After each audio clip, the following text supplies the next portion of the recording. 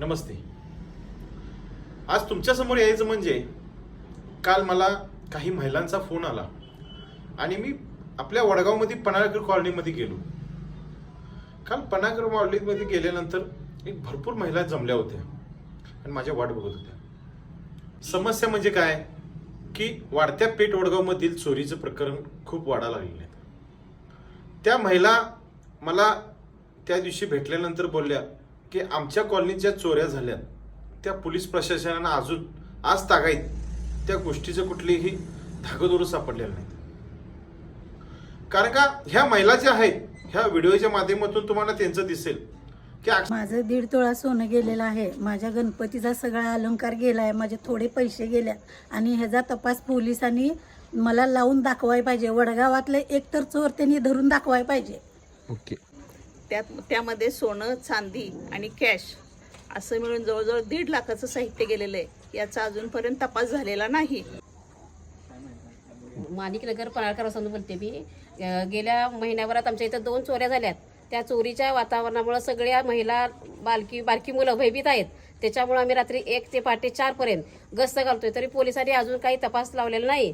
तपास लावून आम्हाला सर्वांनी सहकार्य करावं ही पोलिसांना नम्र विनंती, कळकळीची विनंती. अक्षरशः गरीब घरातल्या महिला आहेत या सगळ्या.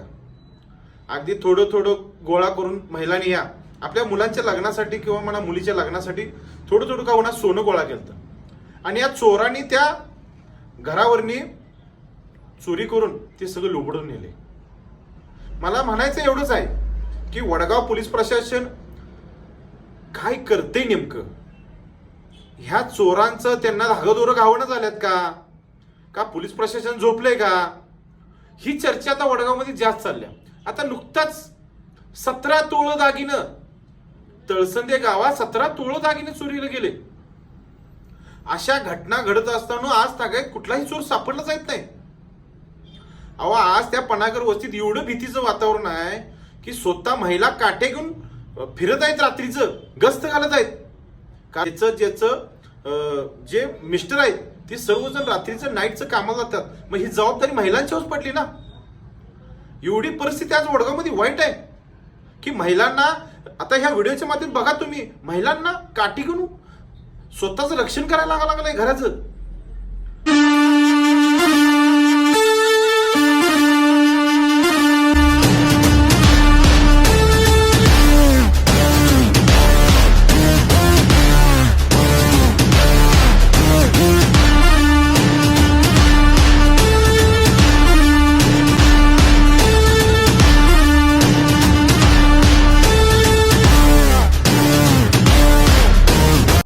अशा किती तर चोरी या पन्हाळकर वस्तीत झाल्यात आणि पोलीस प्रशासनाच्या हातात काय नाही. येतात, बघतात, जातात, पण काय धागोधोरं काहीच नाही येत.